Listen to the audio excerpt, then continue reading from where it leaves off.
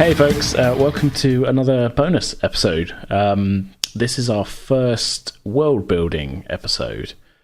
Joining me today, Eden, who you'll all know as Pront in our D&D, as the GM for our Shadowrun episodes, and by now as I've got your character's name written down here, as I should have this off the top of my head, shouldn't I? as Barnard Hardcastle, that's it. Yeah, it was on the tip of my tongue. in our Call of Cthulhu ones, which either I think by the time this one goes up, the second Call of Cthulhu episode will have come out by the time this comes up. So Okay. Yeah. Hello, I'm Eden, and I'm going to be slightly less silly on this one, probably. It's fine. You can be as silly as you like, but yeah, we'll see. We'll see how it goes. Today, I should probably go into what these world building episodes are actually going to be. When we play D&D, we are playing it in our own homebrew world, which is a land called Vallanna. We've kind of made reference to a lot of the stuff during the game, but most of the details of the world aren't really fleshed out that much.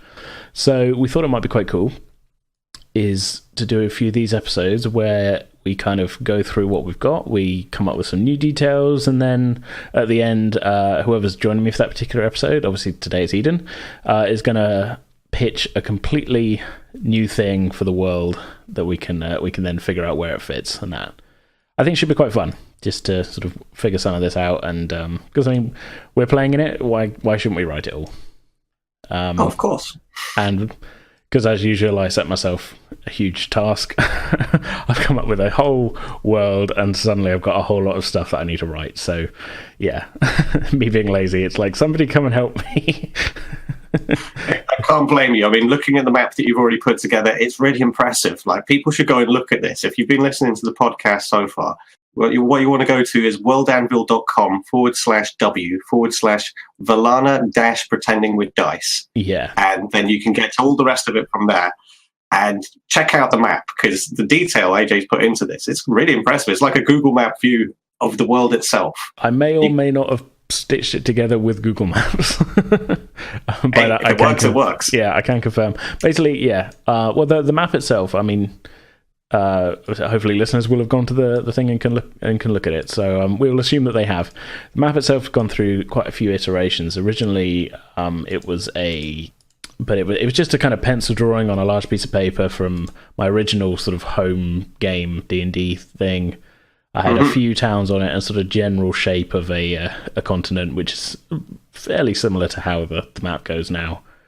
And that's kind of how it was for the longest time. And then when we started doing the podcast, I decided, if we're going to be doing D&D, it'd be fun to play in the same world because I've already put a little bit of time into it. So I should probably upgrade the map at some point. It's interesting to see the evolution there between what is your rough sketch, because I can see the heart of that in the map itself that's on the screen right now. Yeah. And yeah, like you say, it's useful to have that reference point. Like, now that I'm looking at this, I can see all the places we've been to already. I can see a few places where, like, I named a couple of these places, like Potches on the map. Like, there's a couple on that of map? Oh, on the current map. It's on the current map, but like, I'm sorry, I flicked back to the current one. I don't remember Potch being on the old map, but yeah. And then when we started doing the podcast, I then after that I had a sort of attempt at doing a kind of Microsoft Paint style version, which is the one in front of you. I've just sent you is not that, but it's kind of sort of like a vague outline of what it would become, but like just done with like big blocks of color. Added a few places. And now, if listeners go onto our website, they can see the full version made of a bunch of Google Earth screenshots with rivers and roads and everything painted on them, mountains added and after the fact in Photoshop. And yeah, it's I'm pretty pleased with it. Yeah, honestly, it's come together beautifully, and it gives me a greater sense of, like, say the next time we're playing, if one of us wants to travel somewhere per se, like we've heard the name of a place, you can at least pull up the map and be like, do you really want to go all the way across the world to get to that place, guys? Like, you can logically pull it up and be like, hey, here's the lay of the land, like, make decisions based on this, as opposed to like, not that we've kind of pointed ourselves in any directions and gone, we want to aim at that hill or anything like that. But if we did, at least you can rein us in at that point. Yeah, well, I find it very helpful because I've been able to say to you, like, okay, so this is about a 3-day journey or something, and then from that, be able to sort of get a sense of scale of how far things are and things, you know. So now in future, if you guys say, "Oh, we heard a name, let's go there," I can pull up the map and go, "Well, this was 3 days. That's going to take you 2 weeks to get there," or something like that. So we're going to have to either skip over 2 weeks and shortchange the listeners, or you guys are going to have to be comfortable with me throwing 2 weeks of random encounters and random weirdness at you on the way to your place. Yeah, it could be something, but I think we're a bit more focused on the kind of like, right now at least, our characters are very deep in the plot to retrieve these gems of power and what have you. Yeah. Well, let's not just say there's a lot of gems of power, because that is 100% not what I had in mind. Oh, fair enough. It just happened to be 2 gems, and I didn't think about it till right after, till we were already mid-recording, and I think you said, "Oh, another gem of power. There must be gems of power." And I was like, oh, I've made a big mistake here. There's no reason to react to anything Prons says like that.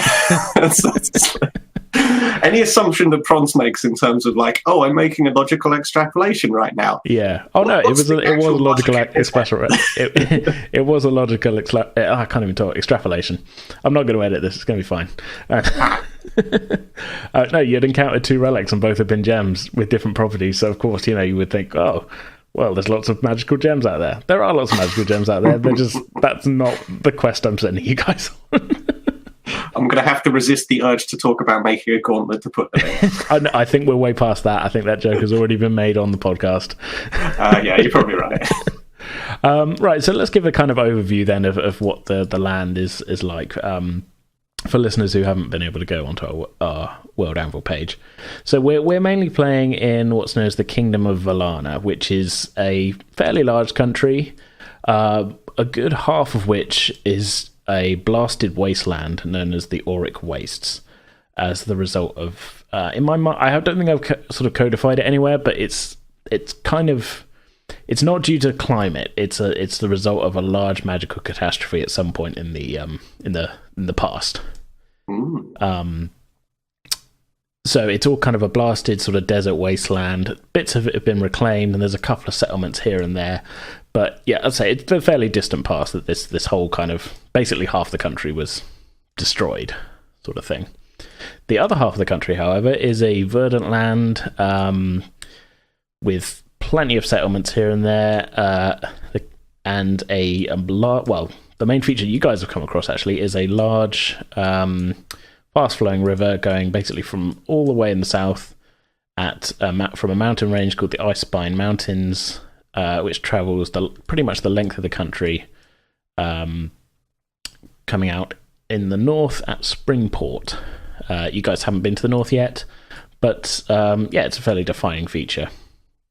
Also on our map, there's a couple of neighbouring nations. They haven't really been mentioned in the game at all yet.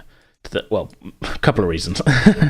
One is to the west is the Kingdom of Ashala, which is, in my mind, it's kind of like I guess, I mean, even the shape of the continent on the map, it's kind of like you guys are playing in Germany, Ashala is France, sort of thing. That's the kind of relationship I can sort of see there.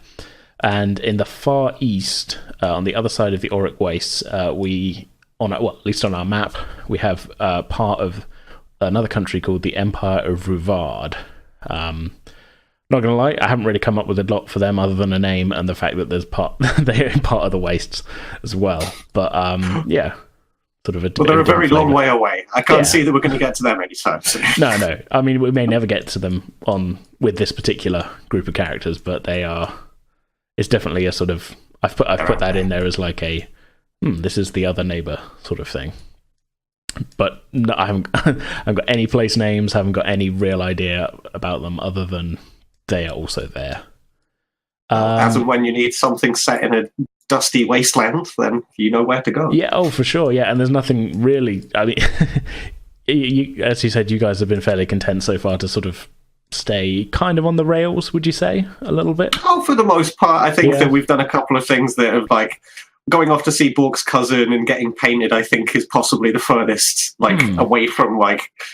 Because that was the day when you were like, okay, you're at a junction, there's a city on your left, and you could just keep going on your right. It's like, let's go left! Yeah, I don't know if that was a misheard point or whatever, but I kind of had said, like... I definitely remember saying, like, if you carry on toward your destination to the south, you can do that. There's also a city to the left. There's a road going to the north. I was just sort of mentioning it, and you guys, right, okay, we're going to the city. We're going in. Cue, like, 3 episodes of dicking around in the city. But which, no, I'm all for that. That's fine. Oh, yeah, I had a lot of fun with that. I was getting painted, I think, is one of Pronce's greatest moments so far. I thoroughly enjoyed that. He's got that rolled up in his pack, I take it. So that's... Oh, yeah.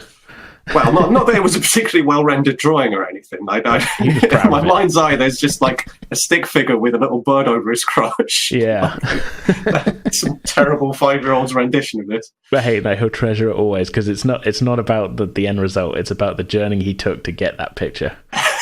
It's about using charm person to force a man to draw him naked. That's what it's all about. The real painting was the friends we made along the way.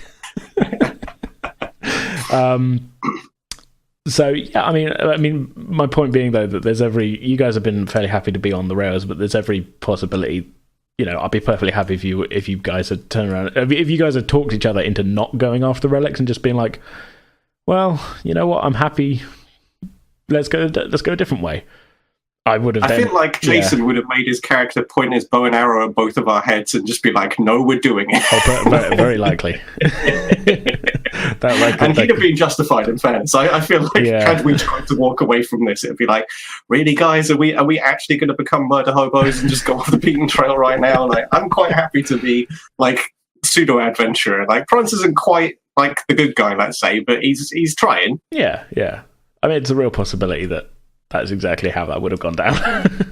Pretty much. But I mean, I feel like we're almost getting towards a point though where I feel like you guys are all a bit more comfortable with the game, and I can leave things a little bit more open, if you know what I mean. Mm-hmm. Very much so. I mean, I can think back to the starting point, because I mean, just to remind listeners that like me, Mark and Jason, like none of us had done any role playing before pretending with dice at all.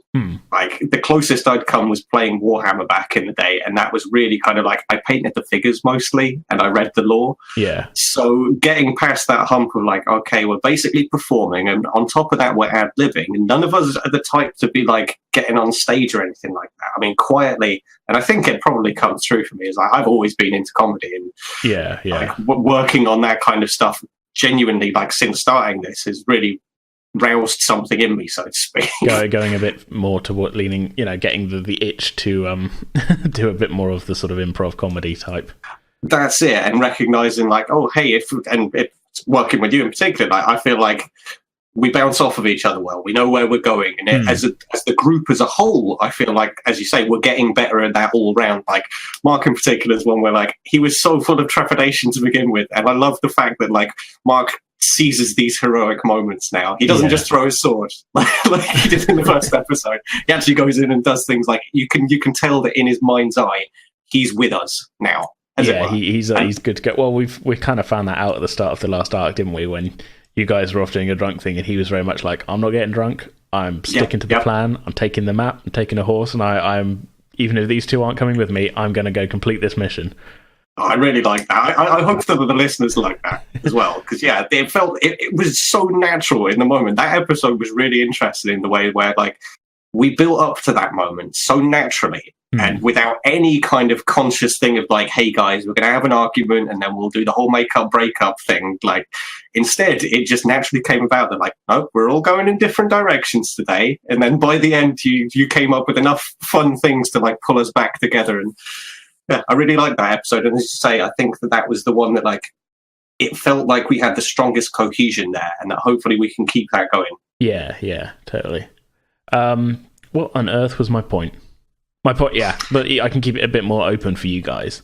So I think I'm going to actually, and in a non-spoilery way, obviously I've got some stuff planned, for upcoming stories, but I feel like I've got a bit more leeway to be able to sort of not lock you guys in so much to a story point if you do feel like there's a point where one of you goes like, well, I would like to go see the capital, or I would like to, what's over there? What's the deal with that place? Yeah, yeah. Obviously, with the podcast kind of thing, it's there's a little bit of a impetus for me to not, come unprepared without a storyline, so to say. But yeah, it's going to be interesting to sort of figure out how I'm going to kind of. I don't want you guys to feel kind of penned in so much. Let's put it that way. But I also need to feel like the very nature of it, where we do storylines and stuff. Yeah, it's interesting. But well, yeah. Again, like it's another sort of side note, I suppose. But now having had that experience of doing my first DMing thing with the Shadowrun and having to roll with the punches and like not knowing quite what you guys were going to do, there were quite a lot of things in that. I don't want to go too far into it, but there were quite a lot of things in it that you guys did where I was like, I did not see that coming, and I had to roll with the punches so fast. That happens to me all the time with you guys.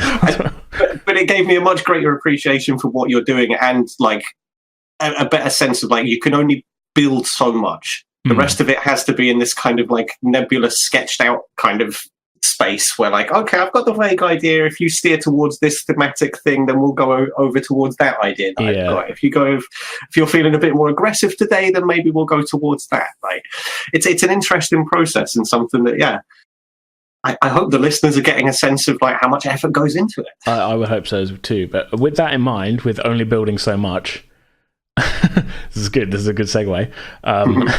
The one thing we can build is the setting. So, indeed. Do you like that segue? I thought it was quite good. Oh yeah, that was solid. Professionalism, people. Okay, well, let's run down kind of what I've got fleshed out so far. Then, in terms of sort of, I've got the three main cities in varying degrees of having an idea what they're like. Kind of, and they do run from north to south as well, which is kind of like a very convenient thing for me. And then I've got a few sort of smaller settlements, some of which you guys have been to already. And then a couple of other ideas here and there, but mostly it's all open. There's a lot of dots and names on the map, of which most of them are just like, that's a fun name.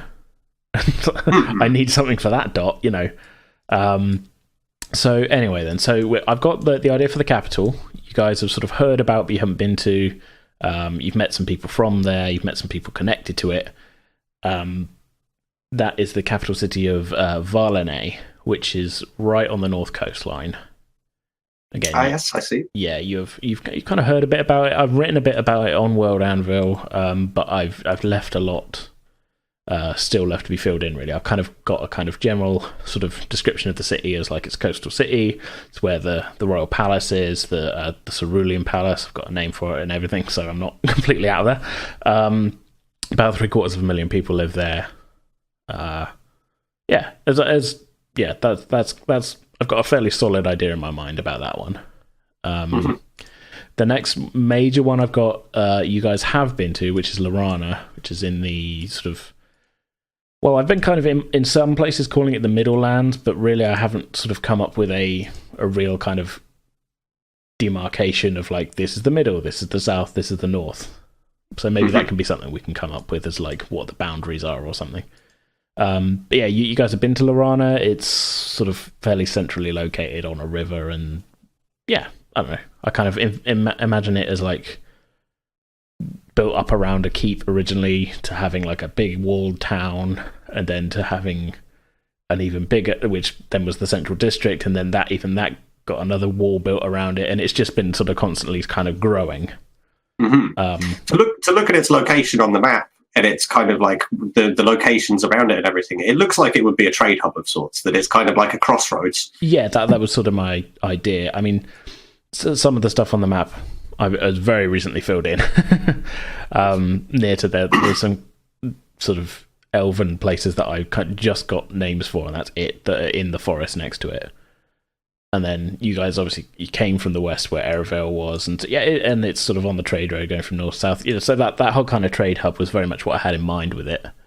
The other main city that I've got a good idea of, and that's only because I had to come up with a place that one of the king's sons was the duke of, is right in the south. There's a city called Serenal, which is sort of on this big lake called Lake Arla. And in my head, I'm kind of I haven't got a lot written for it, but what I've got pictured is kind of like, if I say like Italian Riviera, kind of Venice style.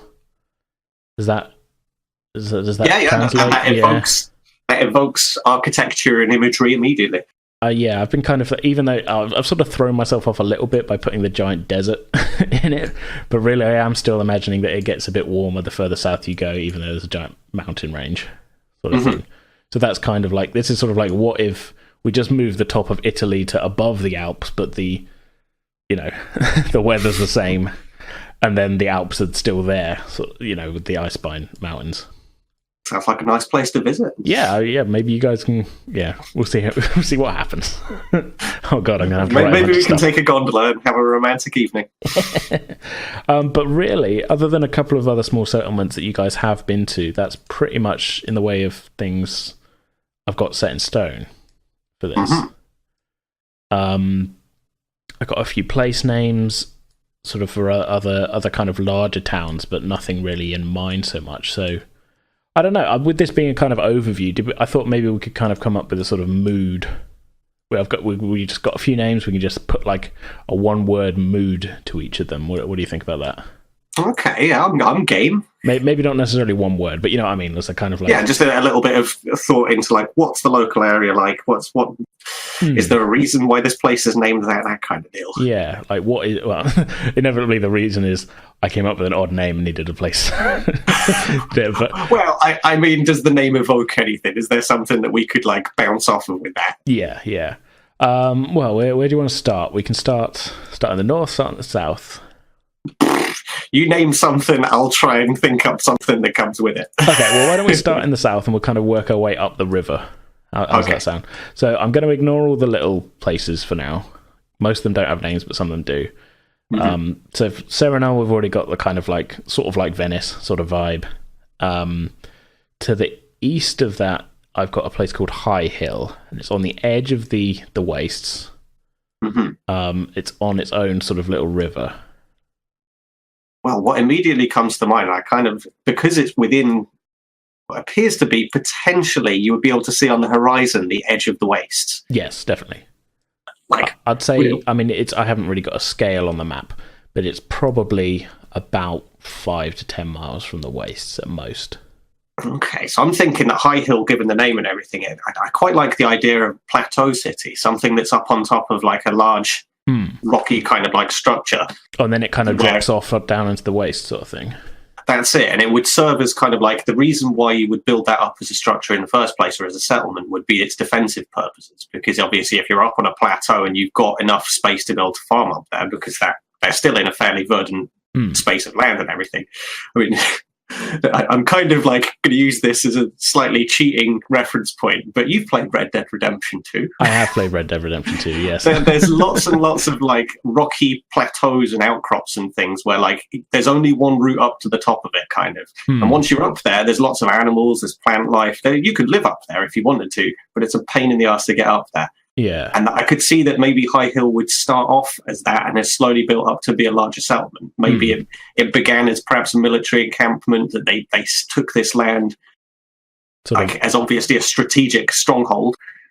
And then after a point, like life just continued there. It was realized that this was actually quite a comfortable place to live. And then whether or not this was before or after, I mean, obviously you said the magical event was 1,000 years ago. I haven't got an exact number in mind, but it's been a while. Okay, I've actually. Well, that said, we do have a bit of a timeline. I should probably mention. I've kind of split. One of the things on World Anvil, which is really great, is when you start a timeline, it says like name this era. So I've kind of everything I've got written, I've got set in the same era, which is the Age of Unification. The name of the previous one I had it was the Age of Arcane Might. Ooh. So I'm kind of imagining that as like there was a lot more magic flying around, and it happened at some point during there.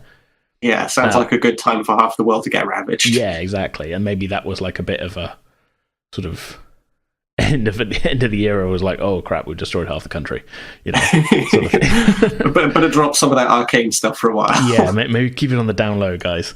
Yeah. But the year that we're playing in now, as of the end of the last story arc, is 1308, Age of Unification. So we could probably say that maybe it happened about 2,000 years ago. Okay. Something like that. So maybe justifying a high hill as like, I don't think it would have been a location that was built up at the time when that occurred then, but perhaps it could represent like the frontier of a sort. It's like, here's this place where we can observe, like, beyond any of the military things that I might have alluded to. As another purpose for the location would be that this is the one place, perhaps, that you can get a decent view out into the wastes to get some sense of like, oh wow, it just goes on. Or perhaps it did going to the military thing. It started as a military encampment to sort of guard from strange magical terrors coming from the wastes, which have maybe, again, I don't want to set this in stone, but maybe they've kind of got a bit of a handle on over the years. Hence, it then expanding to be more of a town, slash. Yeah, I like that idea, especially in terms of it kind of like, because thematically, I kind of like the idea of like a guard post town or a guard post settlement, where the main purpose would be that like, hey, we don't really like. There's nothing that grows here that's fantastic. There's no actual stuff that like we don't mine here, but we have to be here. Yeah. And that the place struggles by as a result of that, but it has a very dedicated purpose. And I like that. I mean, I can always adjust the map a little bit. I might actually move it slightly further east to be, because there's a little bit of a bulge out into the wastes.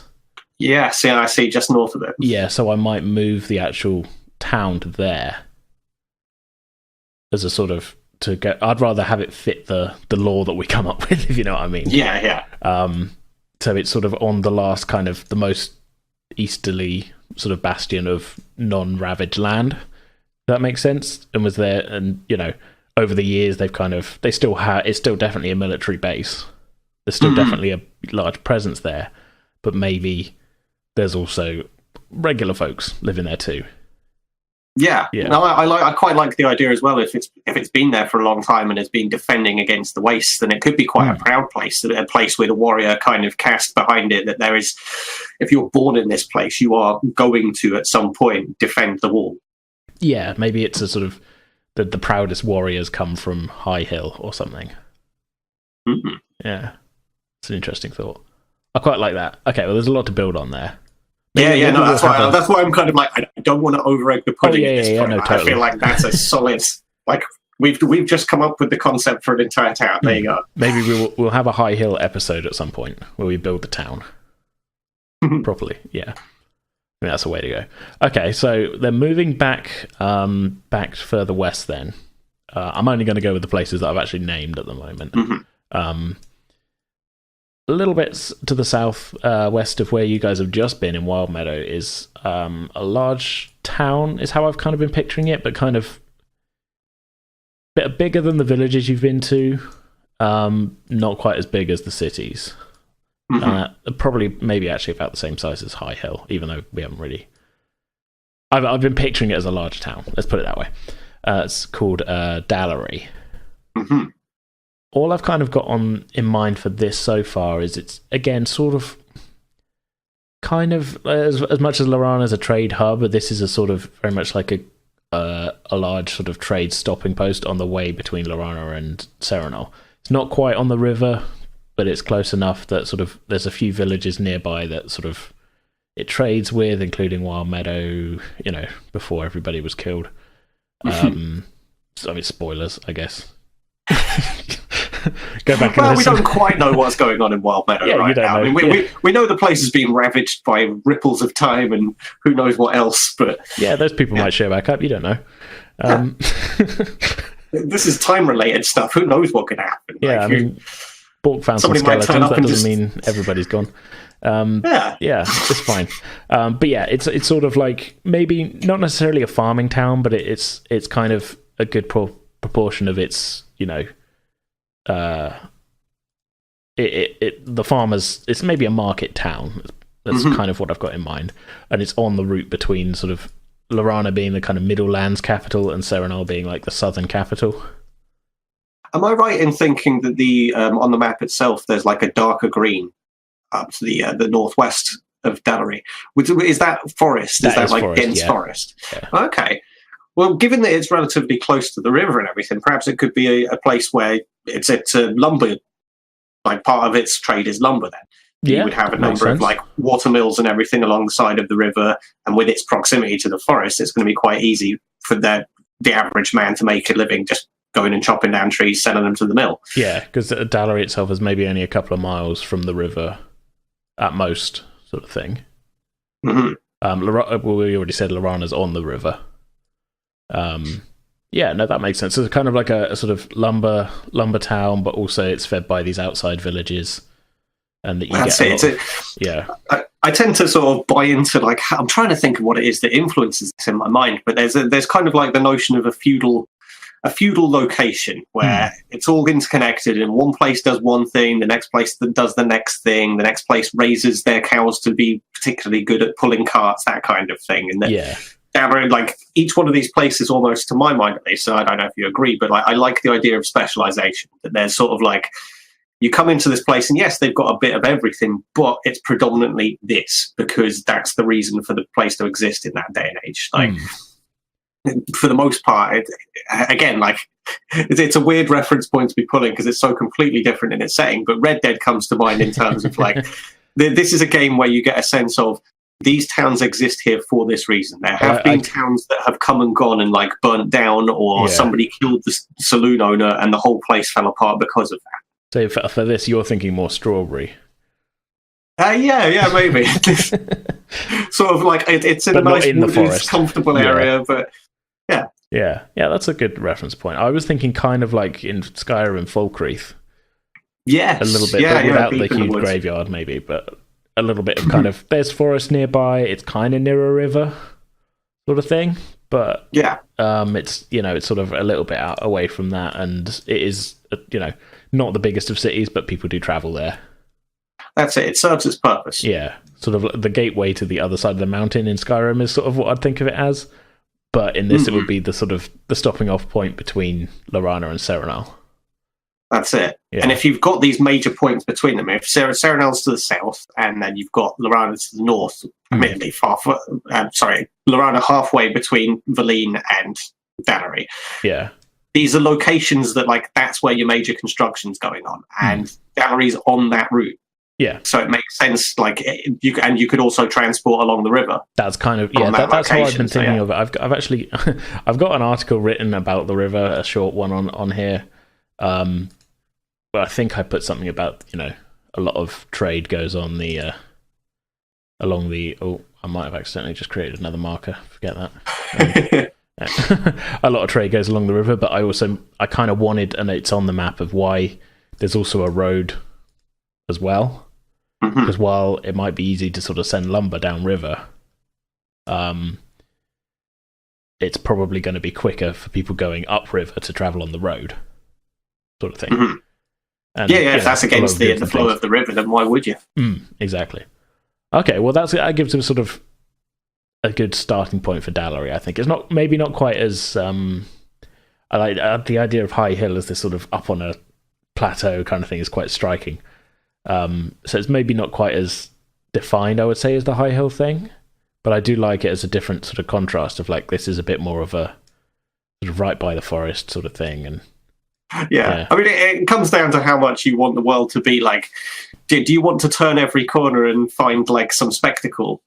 Because I tend to think that like a world where a smattering of spectacles and a smattering of unusual things alongside a lot of mundane stuff, like, because typically, like, I mean, human experience generally, like, we're not walking through lives like our lives, walking down the road being like, oh, what's this new building that's appeared? Let me go to the next town over. Oh my God, the next town over is completely different. Yeah. Like, that just doesn't really exist. That's why I'm fairly happy with what we've come up with for Dallery, really, because it has touched on a lot of the things that we've already seen in other towns, and you are not going to have 100% unique thing everywhere you go. I think that there are settings that allow for it. Like, I've played quite a bit of Numenera, the Tides of Numenera game. Yeah. That's set in a world where, like, you can turn every corner, and every corner can be full of just ridiculous, crazy technologies and forgotten things from the past, and that makes more sense. Whereas I feel like the places we've been and the people we've met already in the kingdom of Vallanna, we can't go too far. I mean, there's going to be places, certainly, but we can't just walk down the road and be like, oh, and there's some crazy arcane tower. I mean, and the fact that this is, I mean, there's going to be some crazy arcane towers, trust me. Oh, yeah. But this I've just pulled out my, guess I've got to edit now because I've just made a loud noise while pulling my headphones out. Oh, well. Or not, I might leave it in. Doesn't matter. You don't know. People cope. Yeah. Yeah, I mean, Dallery is being, in my mind, a fairly, large town on the trade road. It's not going to have too much crazy stuff in it. If you want crazy stuff, you go into the wild, or you go into the wastes, or like just a bit off the beaten track. If you know what I mean. And this is very much on the beaten track. It's more likely to be the kind of place that you'd run into like a mercenary band or something a bit more mundane like that. Like maybe they've got a criminal element in Dallery because it's a peasant town, basically. Yeah, that's interesting. Yeah, something like that. It's more of a kind of, it's got stuff going on. It's not like a complete nothing happening, but it's more, as you say, a bit more kind of mundane, sort of person based in terms of the challenges you might run into there. Maybe there's a crime syndicate or something.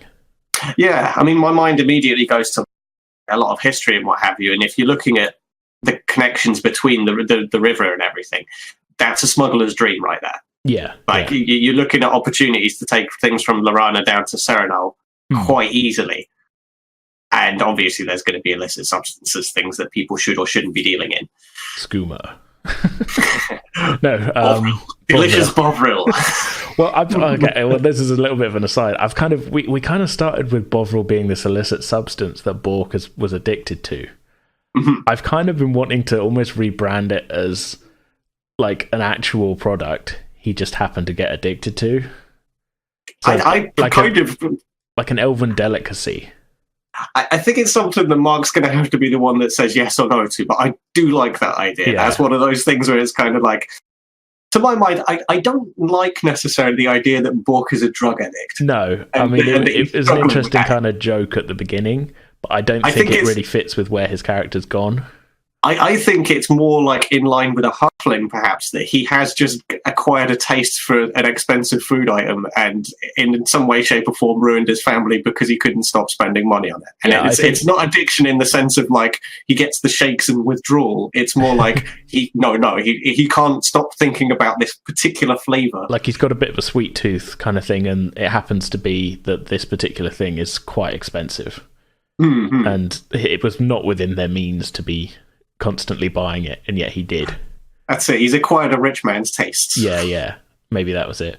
But mainly I want to rebrand it because I came up with the idea for an episode called Bork and the Bovril Factory. But we'll see what happens with that. Say no more. Yeah. I don't want to know any more than that. That's one of those things where it's like, oh, I'm ready to be surprised by this one.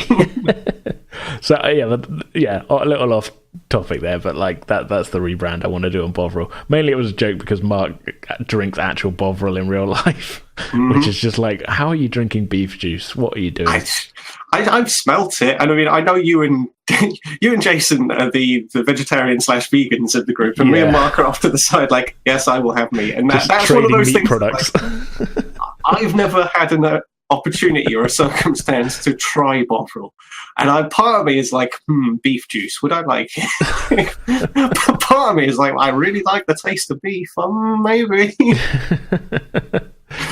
So I don't want to judge Mark too harshly for it, but then the other part of me is like, it's beef juice, isn't it? It was a bit of an early joke when we were making characters. He was like, what if he's addicted to Bovril? And then immediately after that, I was kind of like, we were all like, that's very funny. Yes, exactly. But then I kind of, once I started sort of fleshing things out a bit, I was sort of like, I kind of, like, if we're saying Bovril, I need it to be its own thing. Kind of thing. Much as we are referential to the real world, I do think that our characters at the end of the day do exist in this world. Yes, yeah. Okay, let's move upriver then a bit. So going up, the next sort of big town is Lorana. We've kind of touched on that, and you guys have been there. I feel like we should do a Lorana episode at some point where we just go into a bit more detail with that, because I've sort of described a few things while you were there, but going into real detail and kind of making a bunch of businesses and stuff. And yeah, because I was kind of describe a little bit more of Bork's cousin and why he ended up there and all the rest of it. Yeah. That might be something we'll come up with another time. But going further up the river, and now there's a town here called Wild River, which we pre-established as the place where your three characters met, but we didn't describe it at all. And no. I've got it sort of nestled there in the fork where the river sort of splits. Now, when you mentioned with Dallery that sort of a smuggler's haunt, that sort of thing, that sort of sparked a little bit in this one. In my head, I thought maybe half the town was on stilts out into the river. That was a thought I had. And it's also kind of in between three larger bits of forest. So that was sort of like very much like built out of lumber. There's not a lot in the way of sort of stone buildings here, and sort of it half covers part of the river, sort of thing. That was a thought I had. Yeah, that's a good striking kind of like. I immediately again like versions of this kind of like town come to mind, like not quite swampy, but those kind of stilt swamp houses, like yeah. Trying to think like Thailand. There are countries where it's sort of like you've got that vision of the trip down the river and the houses hanging off onto the river itself, lots of boats, lots of fishermen, that kind of deal. Low tide, like the stilts are very much you could almost take a boat under a house kind of thing. Yeah, except it's river, so there's not really tide, I suppose. But yeah, to look at the location as well and what we already talked about with the potential for smugglers, you've got that's a branch in the river, so my mind immediately goes to the idea that there would certainly be an element there of like part of this route. The criminal element would be controlling part of the town, possibly even like contributing to the wild in Wild River. Is that this place could be slightly rough and tumble and maybe a little bit, I don't know, slightly rougher, so to speak. What do you think? Yeah, no, I like that. That's good. It's sort of not a nice place really. Like it's a necessary place, and maybe there's a small garrison and stuff, but it's very much not like a destination of like, oh, let's travel to Wild River, we'll have a great time, So it doesn't look like a place that's were the weather to get rough. Like you're on the edges of this river on both sides of Wild River itself. You're living on the water. There's lots of dense forest nearby. Like that's going to be quite a rough spot. Like should rough weather come through, and it's not going to be a pleasant place to live in terms of like everything's going to be wet all the time. Like, I'm it's imagining the forest, a certain lifestyle. I'm imagining the forest around it as kind of like pine forests and things, and it's just it gets cloudy, it gets rainy, everything gets damp. But as I say, going into it, the only things pre-established I had was the name, the location, the fact that you guys met there, and I suppose we've mentioned that the landlord of the Erevel pub you met there because he was there selling the pub's own brand sort of ale, wasn't he, in Wild River? And then you guys hitched a lift with him. So, I mean, Erevel, that's kind of the closest town to Erevel, really.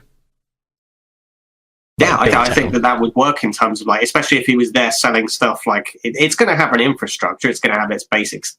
Like, there's going to be hunters, there's going to be your millers, all that kind of stuff.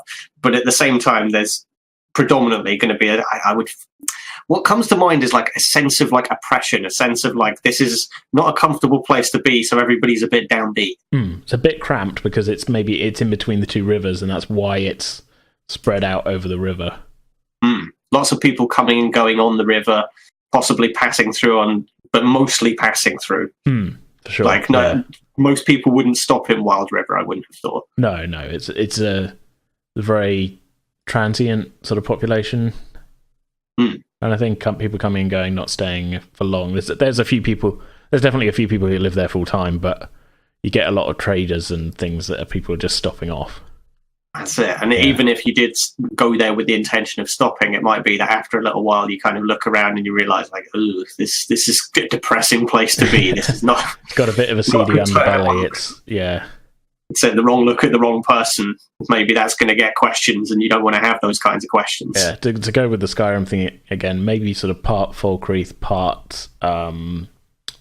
what's the one? Part Riften, sort of yes, thing. Riften is definitely the one that comes to mind as the more likely reference point. This is a town with an underbelly. There are things taking place because of the trees, but it's sort of more of a Riften vibe to it. Yeah, definitely. Okay, well, I think there's some stuff to build on there. I think all of these towns are probably going to get their own episode of this at some point or other, where we're just like, right, who's in charge of the town? What's the like you said at the start, we're kind of you've put the groundwork in terms of putting the dots on the map. You've collected names, plonked them down, and we're now putting in this is the next level of the skeleton. Let's say we're putting muscle on it for sure.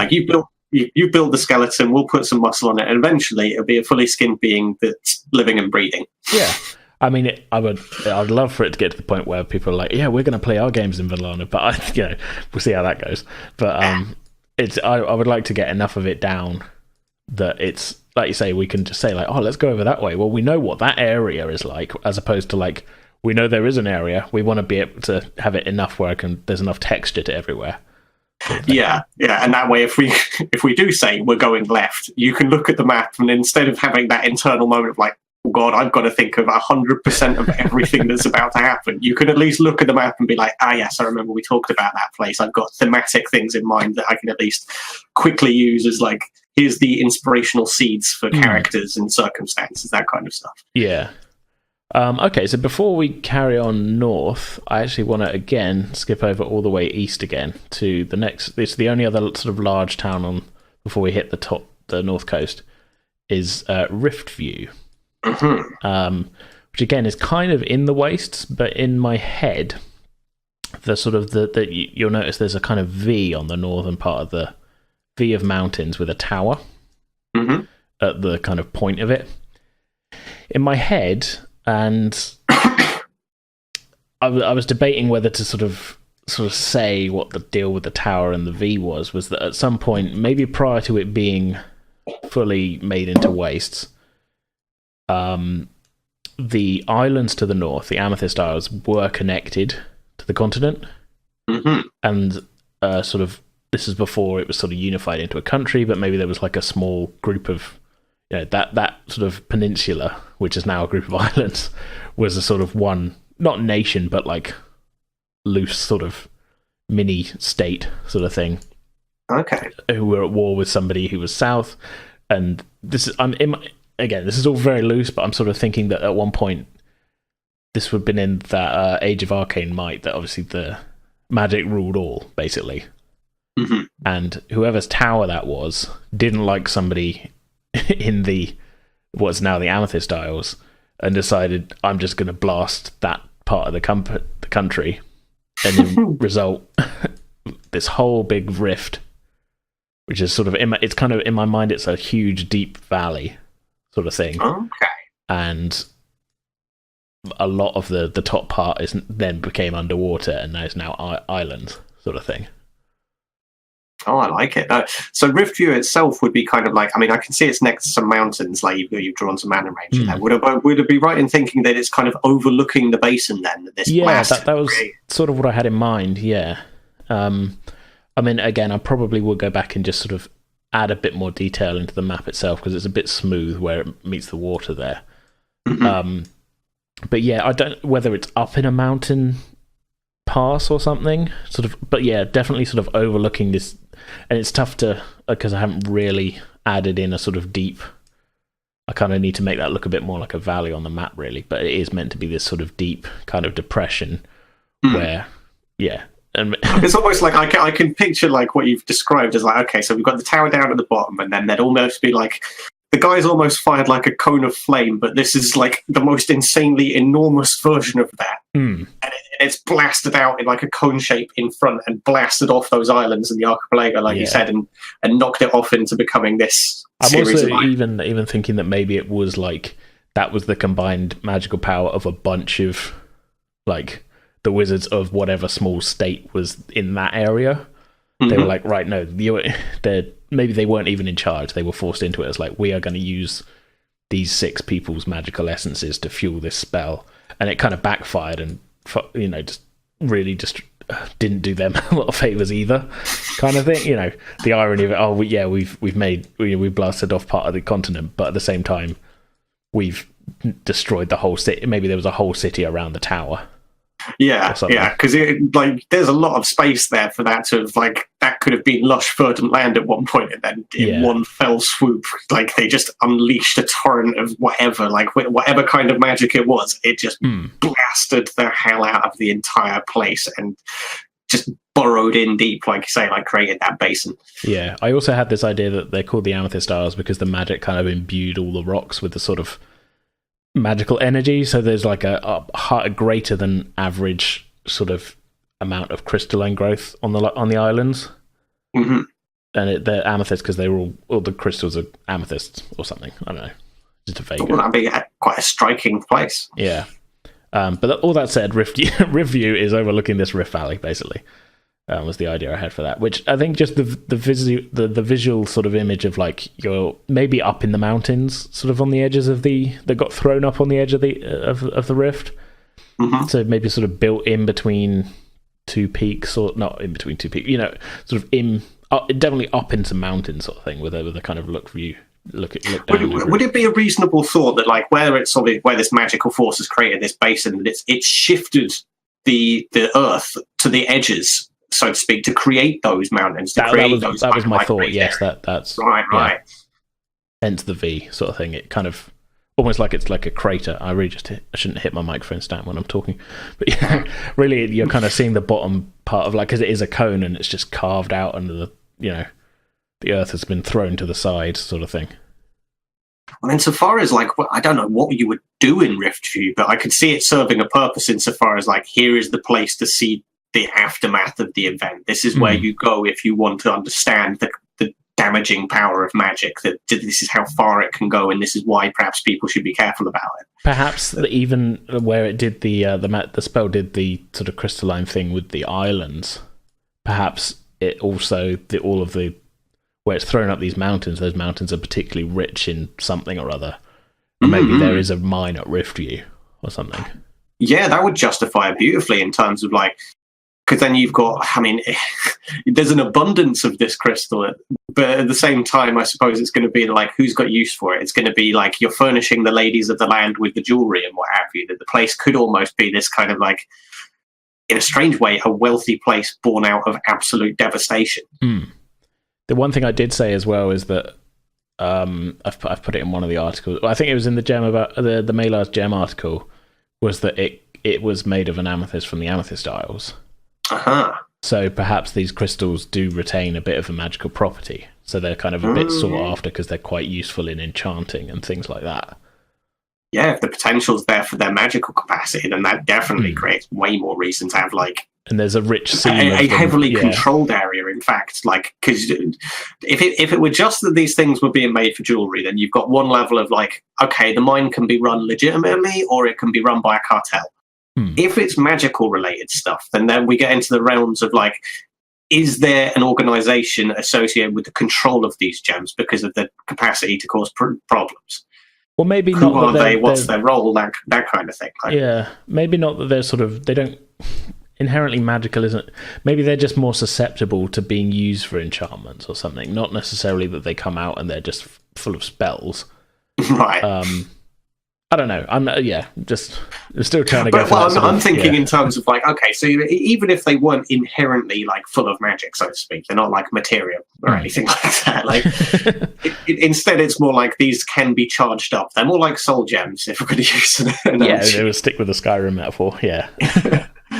But that's still going to lead, I would think, to, like, the people that would value those would be mages, and then there would be a certain amount of, like, organization related to that, and I mean, if you controlled the gems that can hold power, then arguably your little group it's got a leg up on the next one, so to speak. For sure, yeah.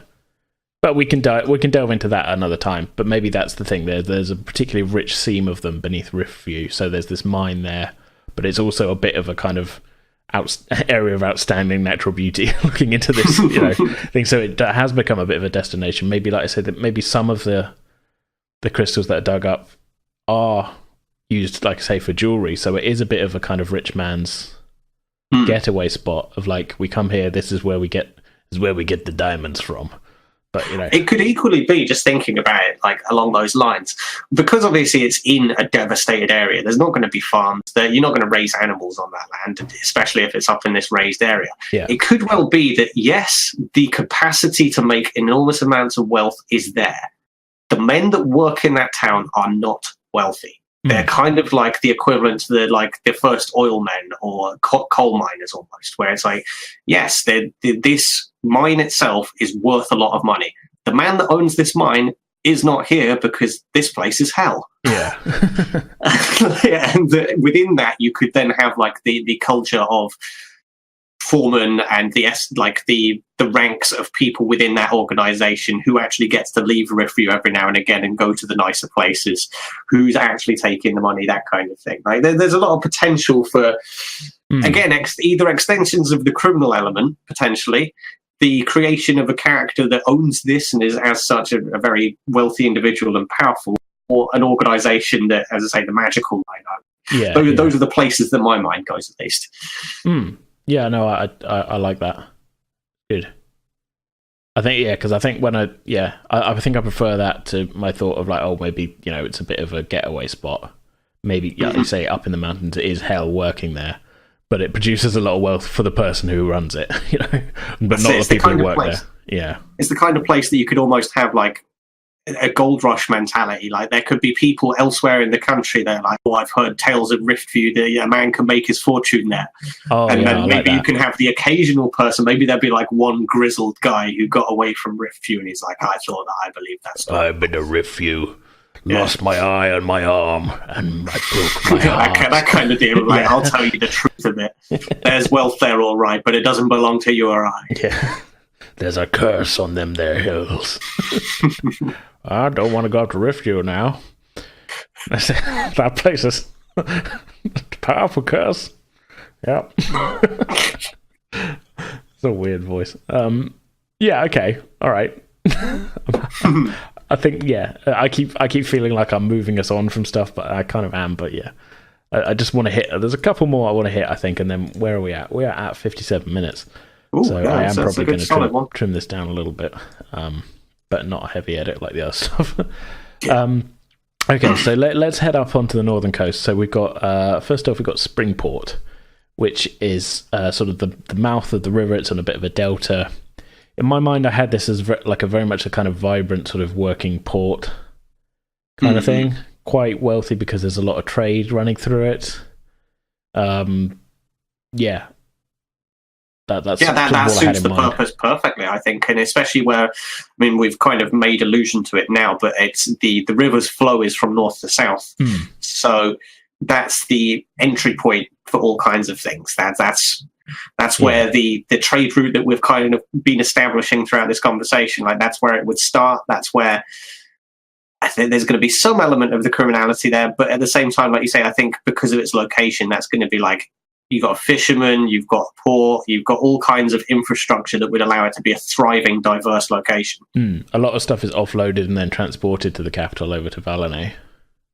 Yeah, because that's relatively local, and it's got land and water connection, so yeah, you could see Springport being quite a strong, possibly like where Vallanna might be a little bit more like the cosmopolitan city, Springport might have a little more of the industrial side of things. Yeah, Vallanna has got, like, it's on the coast too, so it's got like the fishing thing and that, but Springport, where it's at the mouth of the river, sees quite a lot more, maybe not more traffic than the capital, but a lot, bigger than it, more than it would for its size normally.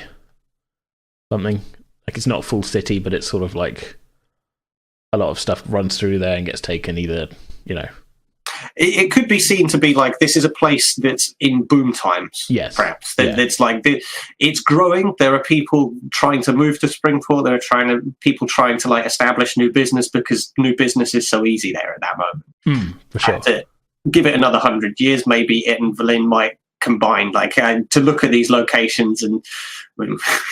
We're tangent to pool. Sorry. Yeah, I'm thinking like distance-wise, they look quite close on the map, but like we are sort of looking at like they're probably about 40, 50 miles apart. Okay, so well, not combining into one. I really need to maybe put a scale on this map, and I haven't quite decided on it really, because I've just sort of been saying, oh yeah, it's about a 3 days trip. Like, it was about 3 days trip from you guys from Vallanna to Wild Meadow, and I think that's meant to be about 60 miles. Mm-hmm. So it's not, they're not that close, and it's a similar sort of straight line thing there, isn't it? Yeah. Okay. Well, I take that back then. Well, no. I mean, that's sort of maybe works though, because they're distant enough that they're not competing so much. But there is one more unnamed point between the two of them. So perhaps, I was thinking of that as like a small fishing village. I was only speculating mostly on the idea of, like, given another 100 years, another 200 years or something, if the prosperity continues and these places expand, there would come a point where, like, I guess maybe they wouldn't connect necessarily, but if that dot in between represents like a small location, small fishing village right now, perhaps that would be the next place that would start to build up afterwards, because after you've got people that have filled up the coast of Springport and the coastline of Vallanna, you would then have the people that are still like arriving with the understanding like, hey, we could make some money here, but Springport's no good anymore, Vallanna's no good anymore. Where's the only place we can go to that's perhaps between the two of them and still has a bit of space? Yeah. Makes sense. Yeah, no, I get where you come from with that. But that's like, that's proper like 200 years later. That's maybe don't need to worry about that so much right now. Yeah. Okay, let's move a bit further up. Then we've only got one or two more that I've got names for on them. Yeah. So these ones, literally, I know nothing about them other than they're there, and that's the name. Okay. And I think this might have been, I either used a name generator, or it was one that, because at a certain point I asked you to just send me a bunch of names. Oh yeah, I'll come up with some more if you're in need. So I'll sit down and work and just. Well, there's a lot of dots on the map, so maybe. So we got Fin Creep, and we got Fallen Arch. Okay. The only one, I don't really know about Fin Creep, but Fallen Arch, I've got this kind of image in my mind of a sort of, it's the northernmost and westernmost, pretty much. Yeah, I mean, the country sort of bulges out again, but at that end of the country is sort of the last bastion sort of thing. Mm-hmm. Sort of before sort of poking a bit out into the sea. I've called it the Sea of Whispers, sort of Northern Sea. I should probably come up with a name for the Western Sea as well. But yeah. Well, what immediately comes to mind for me with Fin Creep is that it's almost like a little finger popping off of the top of the continent, and that it's creeping off, and that could be at least the inspiration for the name of it. Is that like somebody got the lay of the land? I mean, there's a mountain range right there. You could probably get a reasonable view, and somebody with a poetic mind naming locations could probably have come up with Fin Creep and been like, it's a creeping finger out into the sea. Yeah, no, that makes sense. Yeah. I suppose visually though, I mean, okay, I'm trying to think of like, it'd be good for each of these to have like a visual image of like, that's what this town. When you think of this town, that's what you see. Mm-hmm. I'm trying to take that further, because there's a Fallen Arch, with it being so far north, strikes me as a location that would probably be quite small. I mean, yeah, that's going to be, again, hard weather. When hard weather comes, that kind of like offshoot, it catches the storm. Yeah, that's going to be a rough spot to be. So perhaps you're looking at like a village level kind of place that's going to have like sheep herders, farmers, that kind of like, almost like a highlands kind of location. Mm-hmm. Yeah, that makes sense for that. I was thinking maybe it was, with the name Fallen Arch, maybe there are some ruins there of a it's kind of built on the bones of an old city. Kind of thing. So maybe it feels bigger than it is because the ruins are all there. But the actual bit that's in use is maybe not quite so big. Yeah, no, I could definitely see that. Again, well, it's funny that it, again, evokes like thoughts of Scotland, the idea of like Roman ruins, that these were structures at one point that were kind of like much more well constructed and what have you, and stood the test of time, like Hadrian's Wall and what have you. Like, so perhaps it's called Fallen Arch because there is like the one main part of it is there's this huge archway which has collapsed, and it's quite obviously a structure. So they're like, oh well, we're going to go live up by the Fallen Arch, and over time it just became called Fallen Arch. Yeah, that's a good striking visual, and it gives a sense of like things have occurred here. This was a place that perhaps served more of a function at one point, but now it's just like it's still a fertile land, so there's reason for people to live there. But for some reason, the image of a sort of giant kind of partly collapsed kind of colossus as well.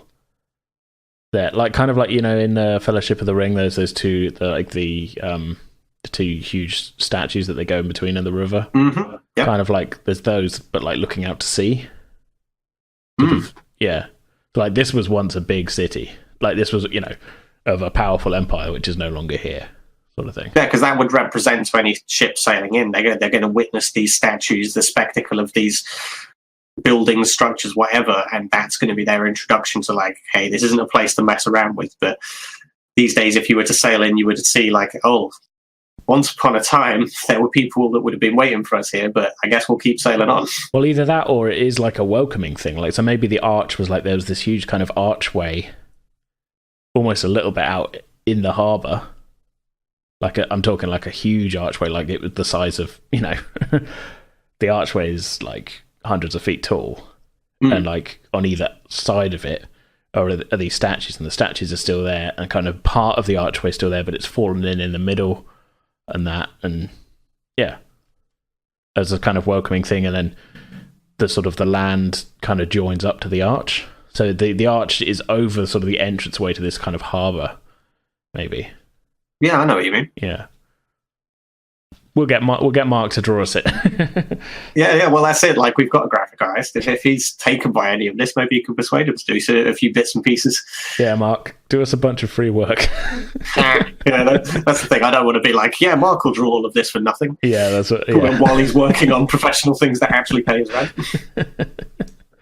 Yeah, Mark, if you're listening and the thought grabs you, feel free to draw any of these places.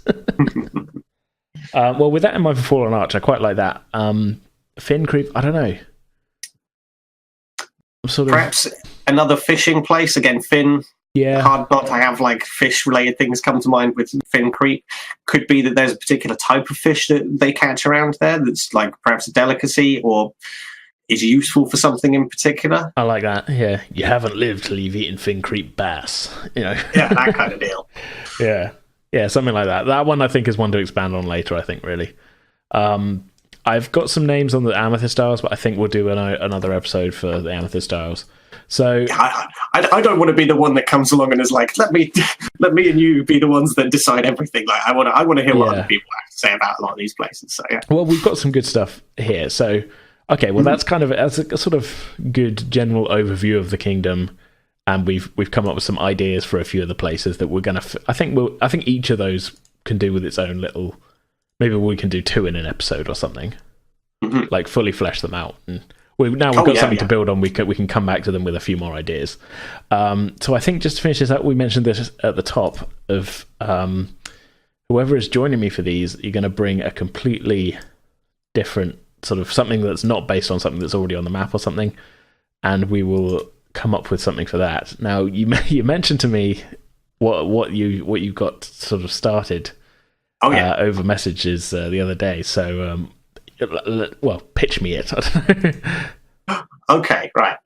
Now full credit where it's due. This was not actually my idea. This was something that, oddly enough, my housemate came up with. He's got nothing to do with D&D or anything like this, but we were sat talking about something geeky and sort of D&D related.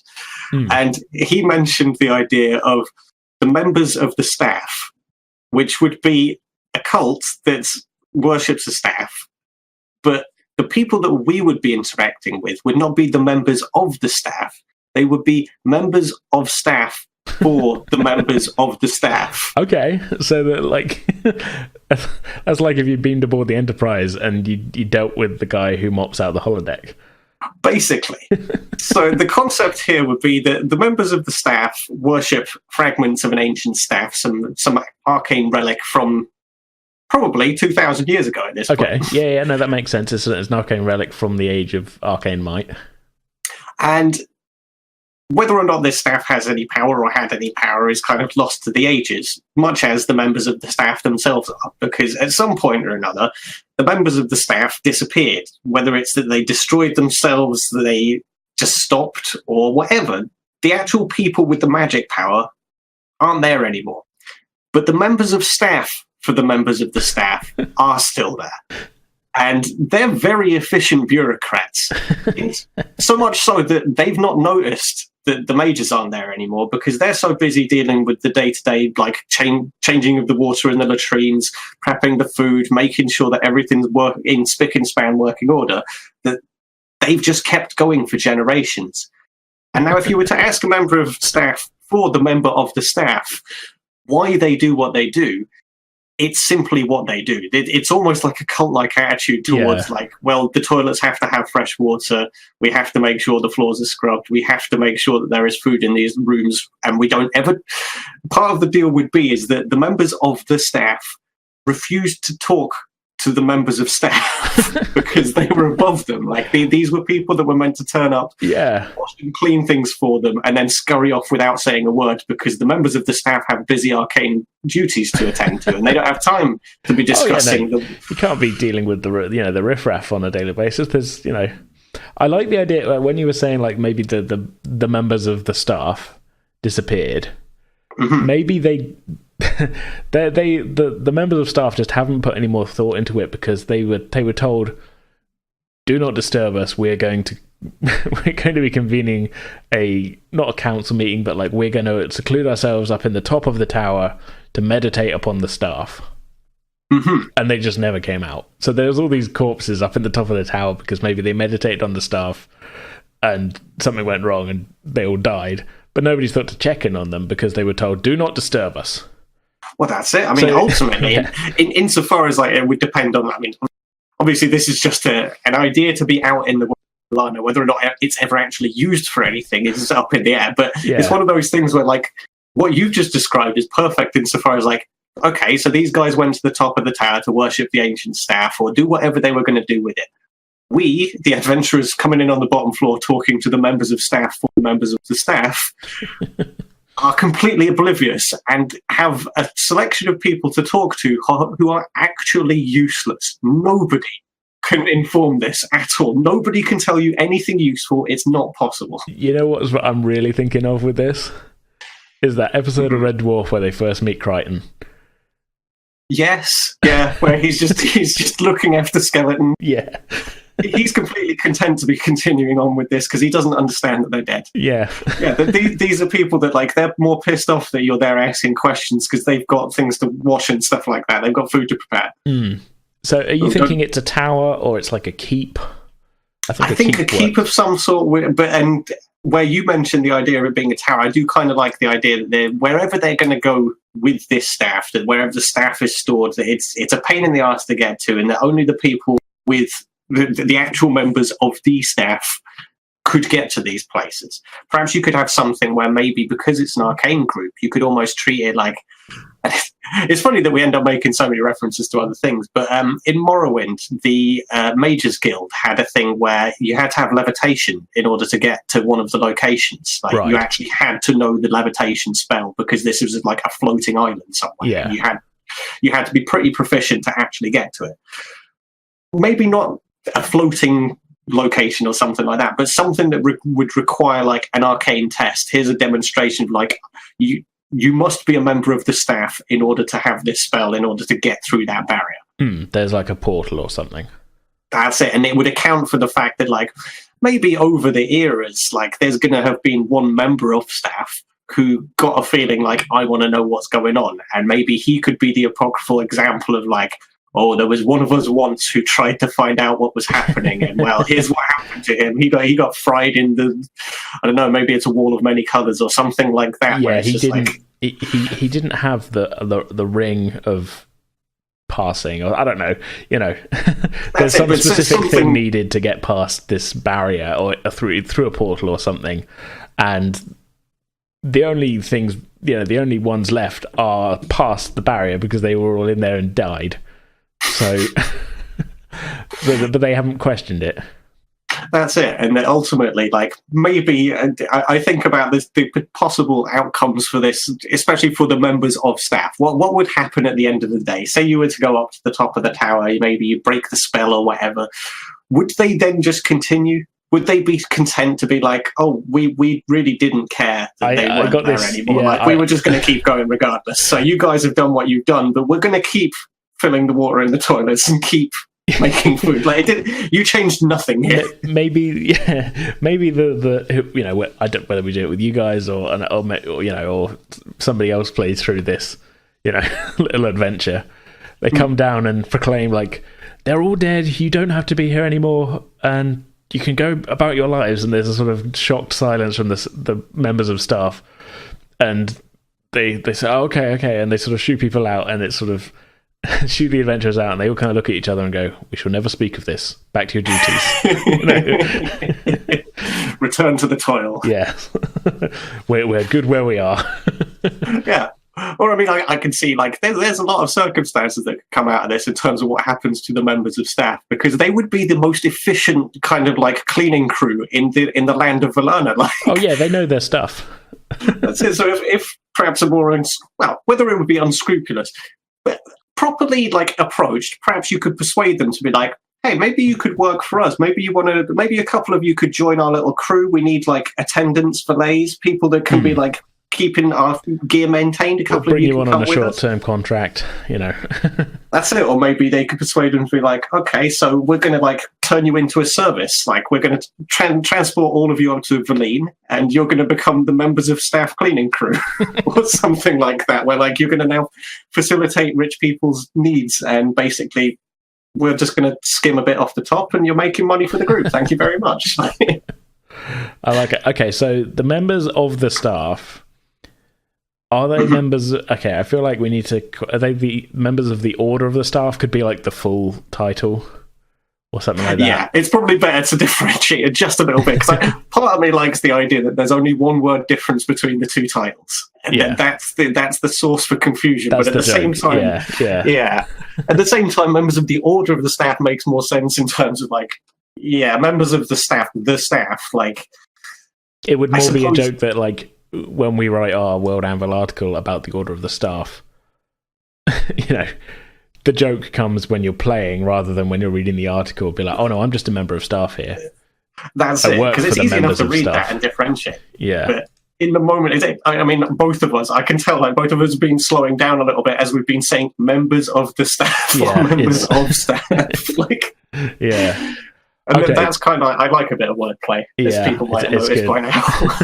I like this idea. Okay, so geographically, where do you think they would be based? Somewhere a little bit remote.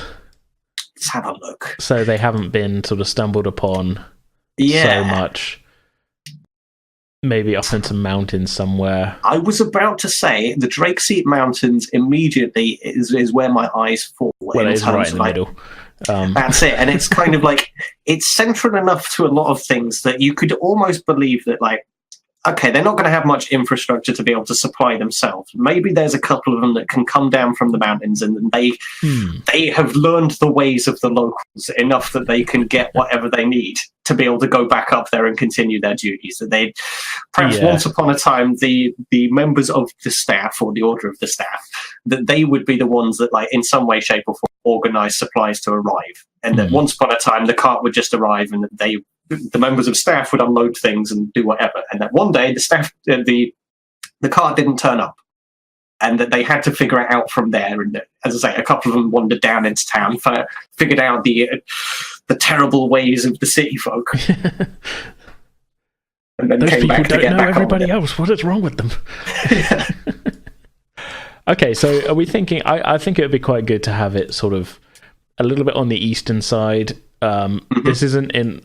This is going to sound like in a selfish sort of like, so I don't have to run you guys through it at any time soon kind of way. But I think it'd be interesting if it wasn't everything, because at the moment a lot of our detail is just in a circle around Vallanna. Yes. So maybe if when they were coming down the mountain, they were coming down to the east side, where it's the other side of the mountain range, really, from where you guys are. So there's, you know, unless you go out of your way, you're probably not going to run into it straight away. Well, unless you've got an idea for it, I can actually see an unclaimed red dot on the east side of the Drakesea Mountains? Red dots are settlements. Okay. Okay, so we want to be a little bit away from that then. So probably maybe if you follow the grassy kind of wooded area that dot's from, and just go north to the next kind of like the corner there where the mountains are like they come into like a little corner cul-de-sac almost. Yeah, maybe up in that. So it's not like fully up in the mountains, but it's kind of tucked away in a valley. That's it, and it's not quite close enough to that other location that anybody might be like looking around the corner and spotting it, so to speak. But it's somewhere close enough that in order for the members of staff to get their supplies, they can sneak down to that village. They can get down there and perhaps come and go without having to travel for like a week. Too many questions. Yeah. Okay. I think that's good. I will adjust the map. We will put a little. I've got some little sort of icons for forts and things. I'll put one of those on the map, and we will. Not on mic, I don't think. We'll make a little a World Anvil page for the Order of the Staff. I think it should be quite good. Good stuff. So yeah, I like it. Thanks so much for that. Yeah, my pleasure. As I said at the start of this, I've thoroughly enjoyed the playing stuff. It's something that, in many respects, I wish I could go back through time and grab a younger version of myself and just go, stop being so worried about other people's judgment and just get on with it. Yeah, it's one of those things that I feel like we all came to. I mean, compared to, you read some stories, people be like, yeah, I played D&D since I was about 12 and stuff, and I think we all came to it a little bit late. I came to it a little bit earlier than you guys did. But that was mainly because I stumbled across it's the game we played on with our Tempest Squadron thing. I stumbled across the Star Wars role-playing game, and I'd heard of D&D, obviously, and these kind of games, but I was kind of like, I don't really know anything about them. Stumbled across the Star Wars game. I was like, well, I want to play this, but no one else I know knows anything about this, so if I want to play it, I've got to run it myself. And it was a bit of a sort of like, okay, I bought this game, who wants to play it? Sort of thing. And then, going on from there. But I think I was probably 25 before I even started doing any kind of role playing type stuff. So I feel like we've all kind of come to it when we come to it, and it's all stuff that I know I would have had fun with it when I was younger. But I have fun with it now, so that's fine. Oh, absolutely. No. Yeah. 32, 33, there is some part of me that like grew up being mocked for being into all of this stuff that still like has this ridiculous reaction of like, oh no, the ladies won't like me because I like the geeky things. But I'm so far past really caring about that. I genuinely think that we're doing a good job here. Yeah, so, and hey, if people make fun of you for liking it, then that's their problem, You're having a good time. Damn football and makeup geeks, all the normies. This is a weird note to go out on. Just railing against normies. It's fine. If you hate the normies like I do, get in touch on Twitter. Yeah. Okay. I should probably give that. Sorry to interrupt again. Unless you were about to lead into a whole like. Well, I was about to lead into a thing, yeah, but it's fine. I'll let you lead into it then. Off you go. I was going to say, yeah. Well, I think that's probably going to do it for our first little world building episode, which has turned out quite a bit longer than our normal episodes. But I think that doesn't really matter. I mean, these bonus ones, we're not sticking to too much of a formula, really. Especially if once we're doing one shots, they could possibly be the length of like 2 or 3 regular episodes. So hey, look at it this way: you got some extra stuff. It's all good. So yeah, I want to thank Eden for joining me for this. We don't really give out our Twitter handles that often, do we? I put it in the episode descriptions, but yeah, not so much on this one, in fairness. But at Monkey Magic Eden is me on Twitter. You can find me over there, probably complaining about work, talking about the woes of terrible technology that are coming through, and often denouncing Mr. Fart. In which context will explain who that is, but I'm not going to get into it. Immediately dated this episode. It's all good. It's fine. Thanks so much for joining me for this. We'll be back next week with a regular episode, which I think should be episode 3 of our Call of Cthulhu storyline. Which, peek behind the curtain, we are recording a week today. So looking forward to that. Yeah, should be fun. So okay, that's going to do it for today, I think. So thanks a lot for joining us, and we'll see you next time. Oh, I should probably actually give out all the stuff so I don't have to record anything extra. Yeah.